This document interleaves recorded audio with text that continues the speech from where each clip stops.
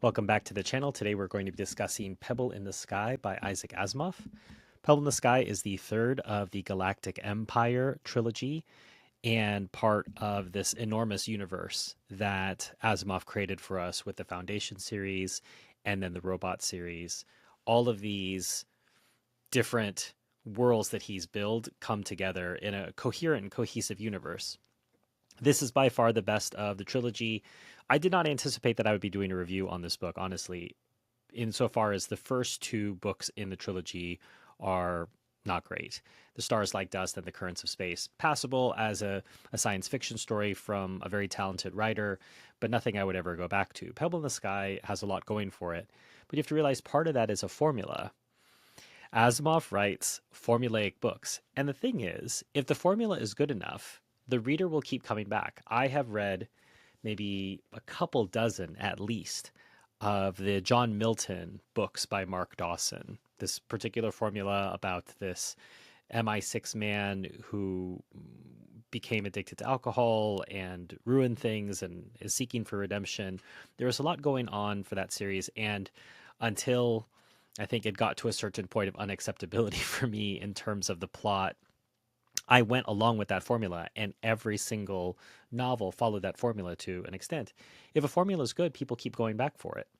This is the case in art, is the case in film, and it's the case with Asimov. So what are the elements of an Asimov story, particularly in this universe, whether it's Foundation, whether it's Robots, whether it's the Galactic Empire series? Well, firstly, you have an unlikely protagonist. In this particular case, we have a time traveler from 1949 Chicago. He didn't mean to time travel. He's just out walking one day. Something happens, boom, and he's brought forward 50, 100,000 years into the future. In a galactic empire in which there are humans all across the galaxy, and there are questions as to what the relationship is of the humans that live on Earth to the rest of humanity. Part of that comes around relates to the fact that the Earth is irradiated, and it's not known why it is.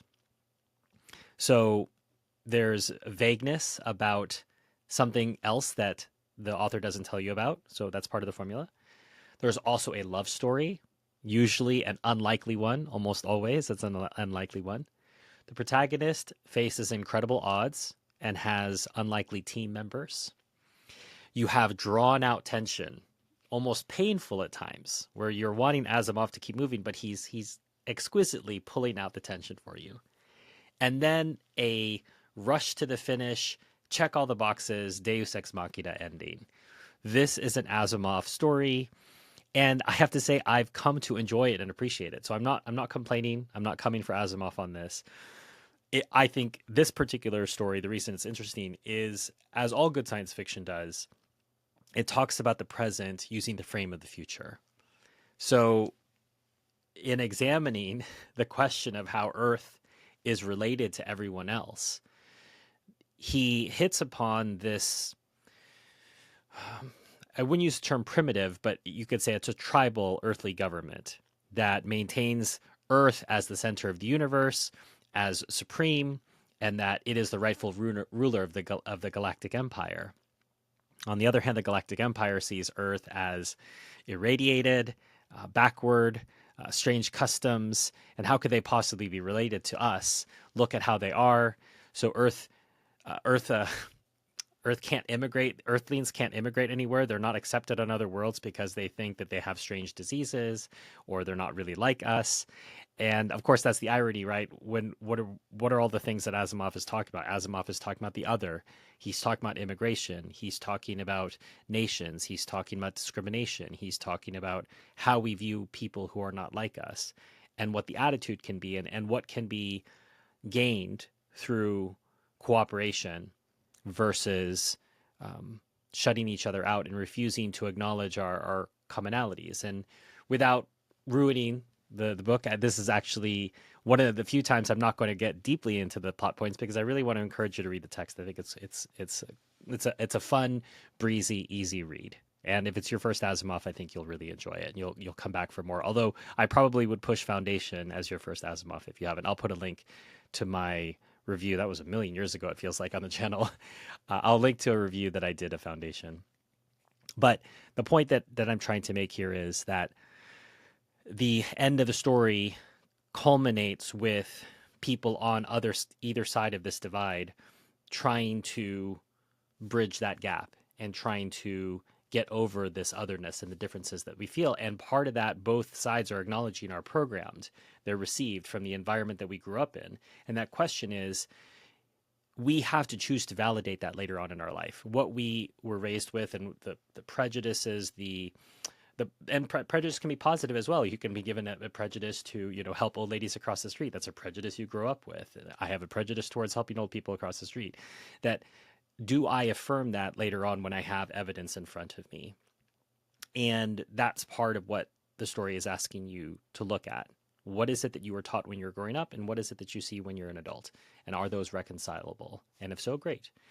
And something else that's, I would say, loosely touched on is an homage to Anthony Trollope's The Fixed Period. If you're familiar with The Fixed Period, dystopian novel in which the inhabitants of a particular world, they have basically ritualized euthanasia. And in this planet, in this time period, it's called the 60.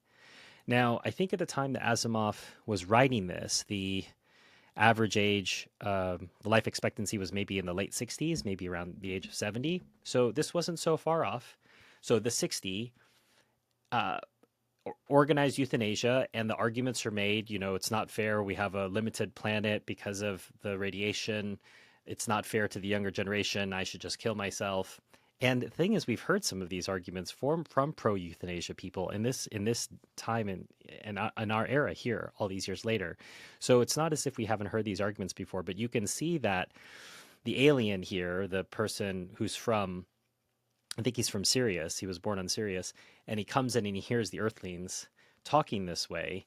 Even as an anthropologist, he's really disturbed by this. And of course he should be. The idea of just casually talking about taking your own life, this great gift given to us by God, even in a science fiction construct, it's a worthy point to examine.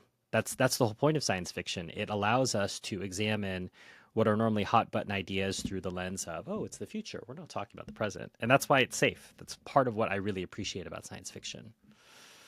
Also, too, we look at this idea of militarism and dominance. These tribal elders of Earth, they want to show the galaxy who's really superior, and they're gonna lash out, and they're gonna make everyone pay for thinking poorly of Earth. And we see a lot of this now, unfortunately, with U.S. militarism, which has been the case. That's been the story of the United States for decades, perhaps almost centuries now. But it's still is almost classic in Asimov's framing, that you're always going to have people who want to shake their fist at the world and show them who they shouldn't have messed with. So in any case, I really appreciated Pebble in the Sky. It's a formula. It's a working formula for Asimov. Talented writer, great storyteller. And as I said, even though it's a formula, I still appreciate it. And if you like a formula enough, you'll just keep showing up for it over and over and over. If you enjoyed this review, consider hitting like or subscribe. If you'd like to get a copy of the book yourself, I'll put a link in the description. That's another way you can support this channel. If you'd like to thank me for this presentation, there's links to PayPal and Buy Me a Coffee. You can send something my way. If you'd like to see early releases of videos like this one, as well as get an exclusive once a month behind the scenes video with me, there's YouTube membership and Patreon for those who'd like to get on board that train. And if you'd like to nominate a book for the future, which there's probably an Asimov in my wish list, if you'd like, you'll see my Amazon wish list linked below. And there are all sorts of books there, including for my Palestine bookshelf project, if you're interested in taking a look at what's going on over there. But if it's not about Palestine, it's books for this channel. Buy a book, send it my way, and I'll do my best to review it in a timely manner. Until next time, enjoy your reading.